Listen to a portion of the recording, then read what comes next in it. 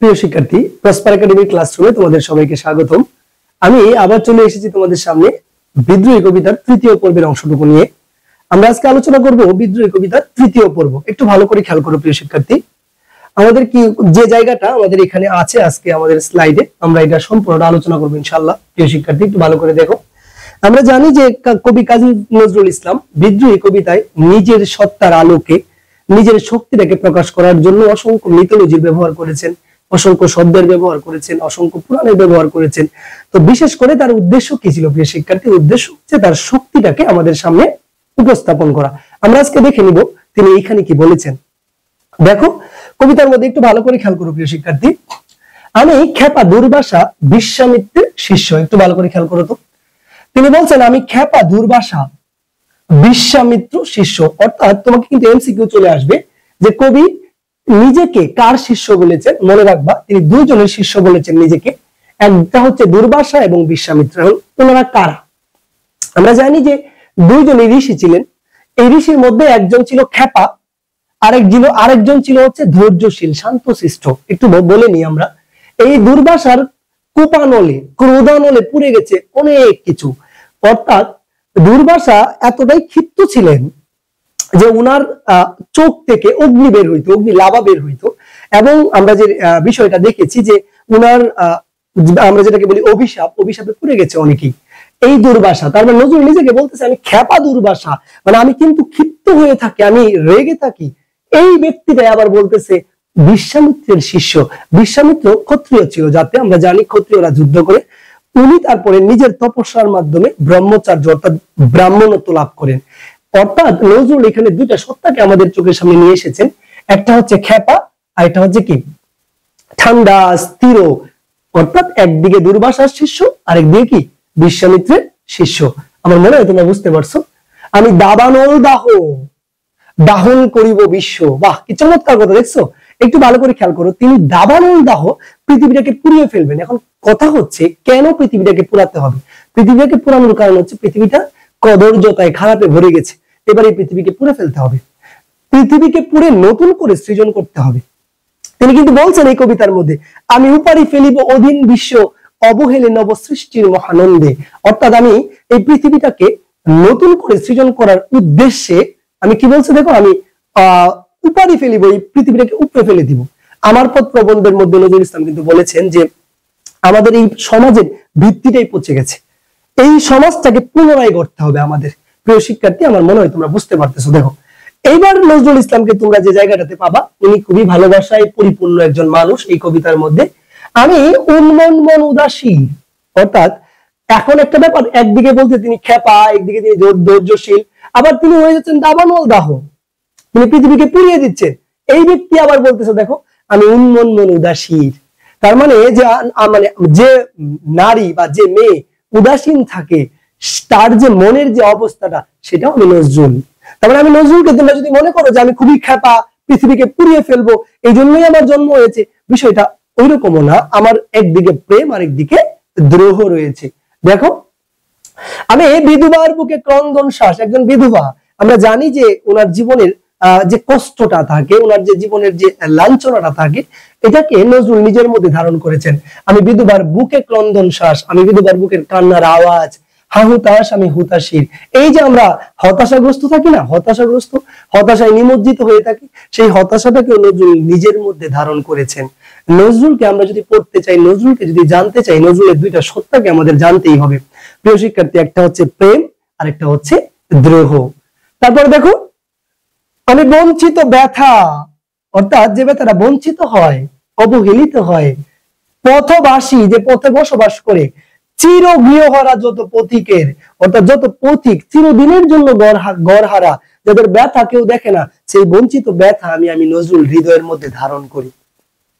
এটাই ছিল আমাদের নজরুল, এটাই ছিল আমাদের বিদ্রোহী কবি। একটু ভালো করে খেয়াল করো, বলতেছে আমি বঞ্চিত ব্যথা পথবাসী চির গৃহহারা যত পথিকের, যত পথিক আছে চিরদিনের জন্য গড়হারা, তাদের বঞ্চিত ব্যথাটা আমি নজরুল। আমি অবমানিতের মরম বেদনা, মরম মানে হৃদয়, আমরা জানি মরম মানে কি হৃদয়, মানে তোমরা যাদেরকে অবমাননা করো, অবহেলা করো, তাদের হৃদয়ের যে বেদনাটা, সেটা আমি নজরুল।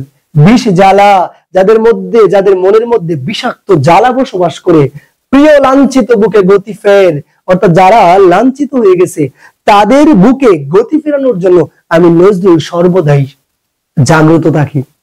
এটাই ছিল আমাদের নজরুল। একটু ভালো করে খেয়াল করো। আমি উত্তর বায়ু, মলয় অনিল, উদাস পূরবী হাওয়া। আমি উত্তরের বাতাস। মলয় একটা পর্বত, ভারতে অবস্থিত আমরা জানি। ওই মলয় পর্বত থেকে যে বাতাস আসে সেটাকে আমরা দক্ষিণা বাতাস বলি। তার মানে আমি উত্তর বায়ু, মলয় অনিল, অনিল শব্দের অর্থ বাতাস, উদাস পূরবী হাওয়া। ওই যে পূবালি বাতাসে বাদাম দিকা ছায়া থাকি আমার নিকেও আসে। অর্থাৎ সহজ কথা হচ্ছে পূবের হাওয়া মানুষকে উদাসীন করে দেয়। নজরুল ইসলাম এখানে তিনটা বাতাসের কথা বলছেন, একটা হচ্ছে উত্তর বায়ু, দক্ষিণা বায়ু এবং পূবের বাতাস। নিজেকে তিনি তার সঙ্গে তুলনা করেছেন। এবার দেখো তুমি, আমি পথিক কবির গভীর রাগিনী, অর্থাৎ যে পথিক কবি তার যে গভীর সুর সেটাও আমি। বেনু বিনে গান গাওয়া। বেনু বিনে মানে কি বলতো দেখি? বাদ্যযন্ত্র। বেনু এবং বিনা দুইটা বাদ্যযন্ত্র। বাদ্যযন্ত্র সহযোগে যে গান গাওয়া হয় সেটা কিন্তু আমি নজরুল। প্রিয় শিক্ষার্থী, আমার মনে হয় তোমরা বুঝতে পারতেছো। তারপরে দেখো প্রিয় শিক্ষার্থী, আমরা এরপরে কি দেখবো? আমি এখন নিদাগ তিয়াসা।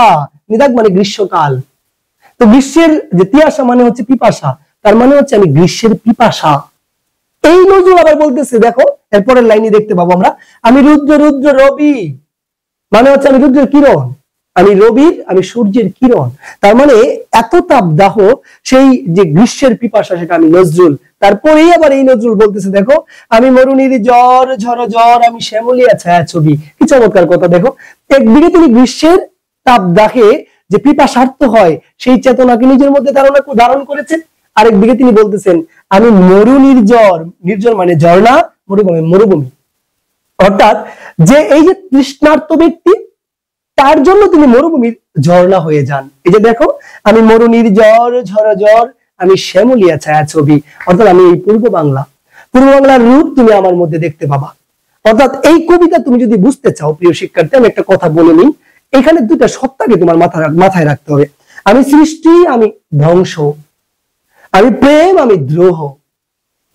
আমি দুর্বাসা, খেপা দুর্বাসা, আমি ধৈর্যশীল বিশ্বামিত্র।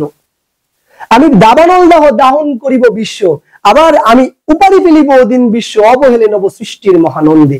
অর্থাৎ এই নজরুল দুইটা চেতনাকে ধারণ করেছেন এই কবিতায়। আমার মনে হয় তোমরা বুঝতে পারতেছো। দেখো, আমি অরফিয়াসের বাঁশুরি। এখানে দুইজনের বাঁশির কথা বলা হবে। অরফিয়াস হচ্ছে গ্রিক দেবতা, অ্যাপোলোর সন্তান। অ্যাপোলোর সন্তান অরফিয়াসের একটা চমৎকার একটা শক্তি ছিল, সেটা হচ্ছে তার যে বাঁশির সুর এতটাই মোহনীয় ছিল, মানুষকে মুগ্ধ করত মোহ মায়ায়। সেই অরফিয়াসের বাঁশুরি, তার মানে এই অরফিয়াসের বাঁশির সুরে ওইটার মোহনীয় শক্তিতে আমি তোমার মোহ মায়ায় তোমাদেরকে জড়িয়ে ফেলবো। তারপর এই মায়ায় পরে তুমি কি হবে দেখো, মহাসিন্ধু তোলা ঘুম ঘুম। আমি এই যখন সাগর পাড়ে যাওয়ার পরে যে মানুষের মধ্যে ঘুম ঘুম আনমনে একটা ভাব আসে না, সেই গুম চুমু দিয়ে দেখো, গুম চুমু দিয়ে আমি কি করব দেখো, গুম চুমু দিয়ে করি নিখিল। নিখিল মানে হচ্ছে বিশ্ব, এখানে আবার বিশ্ব বলা হয়েছে।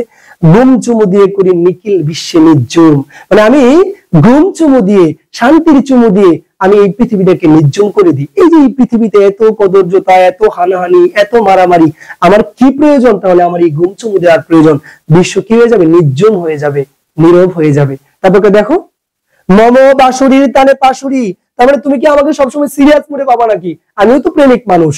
এটা বলতেছে মম, আমি বাঁশুরির তানে, বাঁশুরির সুরে পাশুরি ভুলে যায়, বিস্তৃত হয়ে যায়, মাতাল হয়ে যায়। তার মানে আমিও কিন্তু বাঁশুরির সুরে মুগ্ধ হই।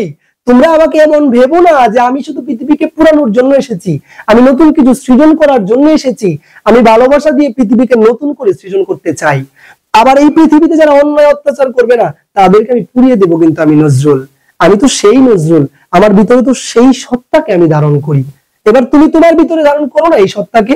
নজরুল ওই সময় আমাদের এই সত্তাটাকে, এই যে আমাদের রবীন্দ্রনাথের ভাষাটা ছিল কিরকম, আমরা সবাই রাজা আমাদের ওই রাজার রাজত্বে।